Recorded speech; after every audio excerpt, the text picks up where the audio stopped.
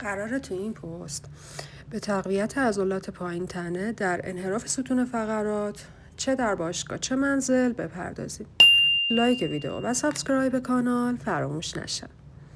از اونجایی که انحراف ستون فقرات باعث میشه بدن غیر قرینه بشه، پس نباید عضلات هر دو سمت رو یکسان تقویت کنیم. به عنوان مثال در این انحراف سی شکل قفسه سینه به راست چرخیده و لگن به چپ و برجستگی انحراف سمت راسته و این باعث شده که عضلات مورب خارجی سمت راست و مورب داخلی سمت چپ کشیده تر بشن. مثلا عضله سوئز در سمتی که لگن بیرون زده تره و بالاتره طولش بیشتر شده و دچار کشیدگی شده. پس باید با تمرینات یک طرفه تقویتش کنیم تا عضله کم کم جمع‌تر و کوتاه‌تر بشه و مهره‌های کمر رو بکشه سر جاشون. با لایک و سابسکرایب انگیزه میدیم برای تداوم تهیه ویدیوهای تخصصی. تو این حرکت پای سمتی رو که لگن بیرون زده تره خم کنید و به توپ فشار بدین. 10 ثانیه نگه دارید و دم و بازدم عمیق انجام بدین تا عضله ارضی شکم درگیر بشه. علاوه بر بازدم عمیق، انجام حرکاتی که در اونها تعادل و ثبات به چالش کشیده بشه به خوبی میتونه عضله ارضی شکم رو درگیر کنه.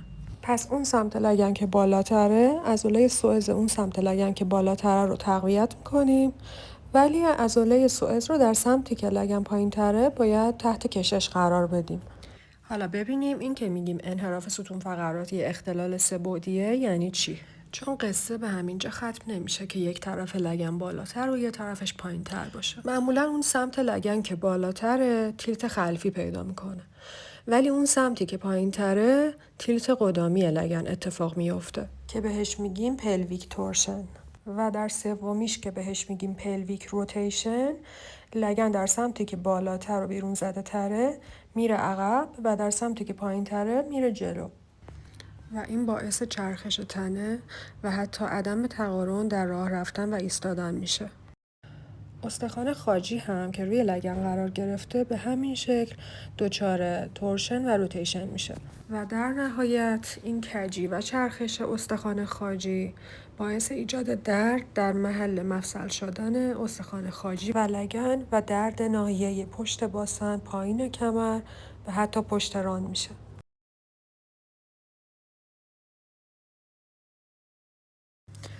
عضله پیریفورمیس در سمتی که لگن بیرون زده تر و بالاتره دچار کوتاهی و سفتی میشه.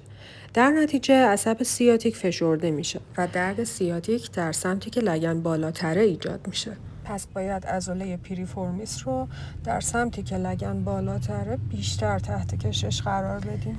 در قسمت بعدی علاوه بر عضلات دیگه یکی دیگه از تغییرات لگن و استخوان خاجی که بهش میگیم نیوتیشن و کانتر نیوتیشن و همچنین کاربرد اصل مهار متقابل در درمان اسکولیوز رو بررسی میکنیم.